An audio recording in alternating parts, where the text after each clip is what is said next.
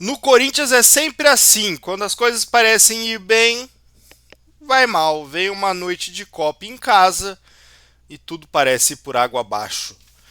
É isso! Vamos falar de Corinthians 1, América de Cali também, um jogo pela Copa Sul-Americana que aconteceu, que acabou agora há pouco lá em Itaquera. Empate em 1-1 que praticamente elimina o Corinthians, não pela pontuação matemática, ainda dá para classificar, mas pela conjuntura e pela dificuldade dos jogos que vai encontrar daqui para frente. Bora lá, antes de falar desse confronto, segue o Fala Pedro Reis aqui no canal, se inscreve aqui. Eu tô com o objetivo de chegar até o mês de junho em 1.000 inscritos. Se você me ajudar, eu acho que eu consigo essa meta. Falta pouco, faltam 300. Então, bora lá. Para que esse vídeo chegue a mais pessoas também, você precisa curtir. Enquanto eu vou falando, eu vou arrumando a câmera aqui para deixar tudo um jeitinho bonitinho. Agora sim. Curta o vídeo, compartilhe, comente e bora lá, bora resenhar sobre Corinthians 1, América de Cali também. Primeiro de tudo, o primeiro tempo do Corinthians é um primeiro tempo assim de manual.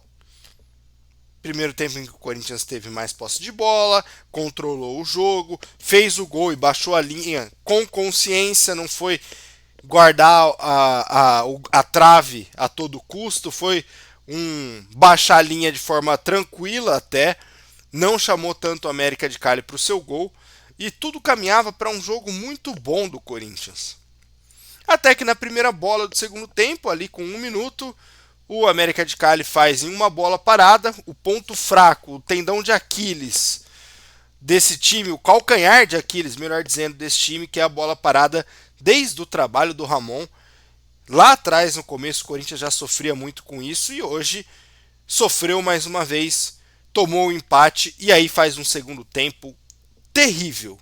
E aquele segundo tempo que o corintiano, infelizmente, já está acostumado, que é o segundo tempo em Copas continentais, em que nada dá certo. O chute que normalmente entra, a bola pega mal e sai. O lance em que o Corinthians consegue chegar no ataque, chega já sem tanta força, sem tanta velocidade. A torcida fazendo seu papel gritando e ao invés dos jogadores se sentirem incentivados, parece que eles sentem um peso a mais de estarem nessa situação. E é aquilo, cara. Noite de Copa Continental pro Corinthians não combina. Eu nem sei se pro Corinthians, mas pra Neoquímica Arena não bate. É sempre assim. Todo jogo o Corinthians precisa vencer em casa, vai acontecer alguma coisa, o Corinthians não vai ganhar. Hoje foi um segundo tempo de inércia desse time do Dorival Júnior. Taticamente, o que já dá para perceber, o Dorival vai jogar no simples, no arroz com feijão, duas linhas de quatro. Independente de quem escalar, vai ser esse o sistema. Atacando, vai ter ali a saída de três, normalmente com o Angeleri fazendo o terceiro zagueiro, para não expor muito, para manter o equilíbrio do time.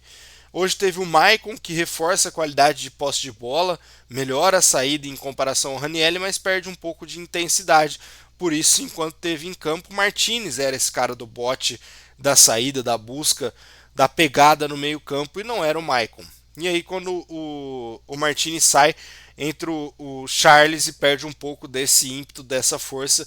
E aí é mais um motivo para o Corinthians baixar tanto nesse segundo tempo como foi. O Charles não tem a mesma força, o mesmo ímpeto de marcar a saída de bola que o Martinez. E também, convenhamos, não tem a mesma qualidade do Martinez, não é o mesmo nível de jogador, na minha opinião. Não que o Martinez seja um craque, um gênio, longe disso. Mas não é a mesma coisa. E aí o Corinthians, esse Corinthians taticamente libera Yuri e Memphis e aposta na velocidade dos dois. Como foi com o Ramon? O Ramon fez isso muito bem. Ano passado, quando o Corinthians ganhou 9 vezes seguidas no Campeonato Brasileiro, foi dessa forma. Explora a velocidade do Yuri, explora a qualidade de velocidade e força do Memphis. Vou usar isso a meu favor com o arco que é o Garro. O Corinthians não tem mais esse arco e aí sofre para criar do meio para frente. E a segunda etapa é um exemplo claro disso, né?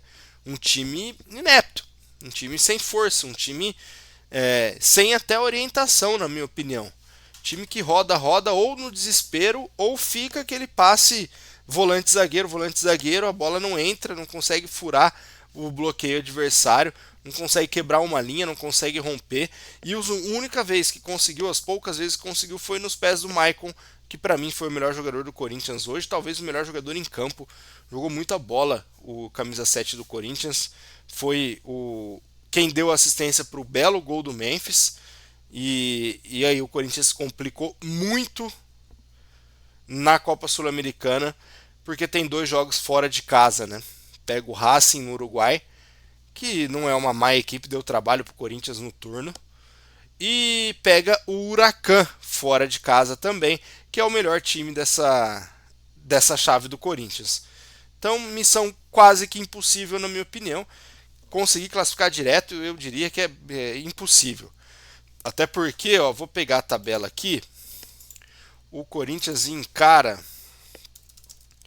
Aliás, o Racing do Uruguai vai jogar contra a equipe do Huracan. O jogo vai ser quinta-feira às 19 horas no Uruguai. O Racing é o pior time dessa Sul-Americana até aqui.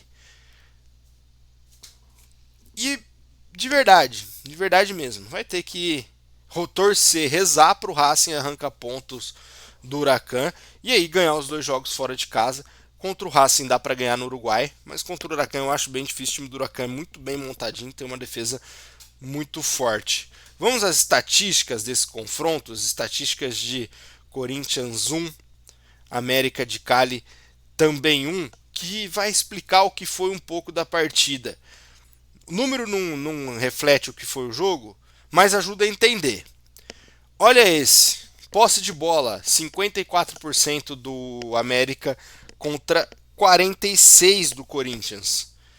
O que isso mostra? Mostra que o Corinthians teve pouca qualidade, pouco se impôs no jogo, melhor dizendo. Fez o gol, fechou a linha no primeiro tempo, fechou a casa no primeiro tempo, carregava o jogo, controlando mesmo que a partir da sua defesa.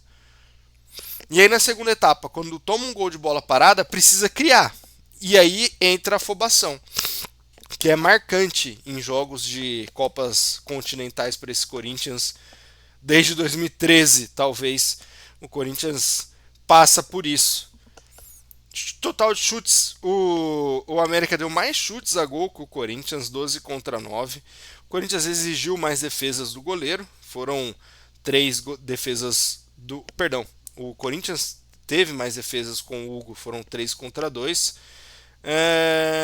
E o restante, escanteios, o América teve mais, passes o América trocou mais desarmes.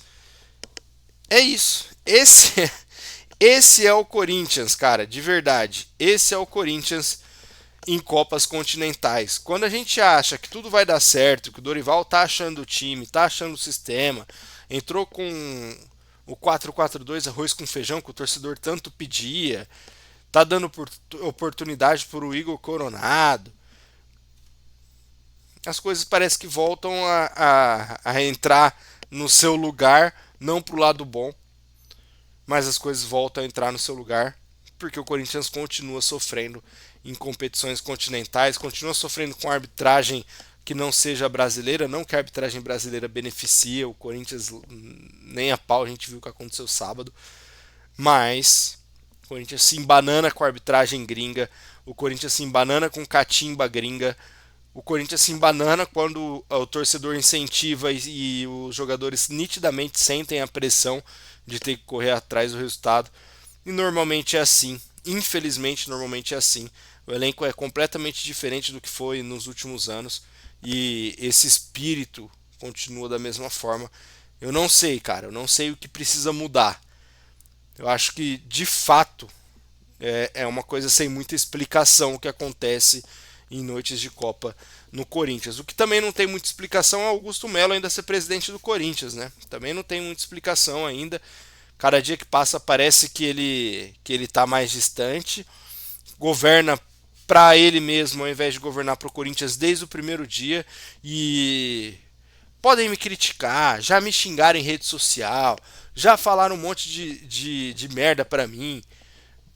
De verdade, cara, de verdade, a minha mão tá limpa, tá? Porque eu nunca, em momento algum, confiei nesse presidente. Eu nunca, em momento algum, sequer elogiei esse cara. E eu nunca, em momento algum, acreditei em 3 palavras desse homem. Então, se você me acompanha há mais tempo e talvez vá mudar de lado por conta da pressão da torcida, por conta das pessoas que estão abandonando o Augusto, digo isso, o pessoal da milícia digital, que daqui a pouco vai ser comprovado que recebia grana para falar bem dele antes da eleição e nos primeiros meses de mandato. A milícia digital que atacava em rede social, eu já fui alvo disso, um influenciador, nem sou influenciador de nada, um jornalista pequeno, como é o meu caso, teve um vídeo que viralizou e fui xingado horrores por um monte de fake. É assim. Foi assim que ele fez até aqui. E aos poucos a máscara vai caindo. Já são mais de 80 jogadores na categoria de base registrados por esse homem. De verdade, quem ainda acredita nesse cara, desisto. Ah, e antes de mais nada, eu não acredito que a Nike vá sair do Corinthians, mas eu vou dar em primeira mão. Eu tenho uma informação que não é de agora, mas eu tenho uma informação que a Umbro há tempos negocia com a gestão Augusto Melo e que só esperava uma brecha para assumir o comando, para assumir a gestão do fornecimento de material esportivo do Corinthians. Não acredito que seja esse o contrato de 1 bilhão que o Augusto está prometendo, que nos próximos dias, né, a gente vai saber, porque eu duvido. Não acho que é isso, mas eu sei que a Umbro tem interesse no Corinthians há muito tempo. O Corinthians tem respaldo jurídico para romper com a Nike, até por falhas de distribuição e tal, e a Nike realmente deixa a desejar no quesito distribuição aqui no Brasil, desde que a Fisia assumiu. Outro fator importante, o que eu sei é que a Umbro sempre quis ir até na mudança de ano, quando a Nike acionou a renovação automática, já estava praticamente certo Umbro e Corinthians. Então, se isso for verdade, e se houver, né, no caso, uma substituição de fornecimento de material esportivo, a minha aposta é que é a Umbro.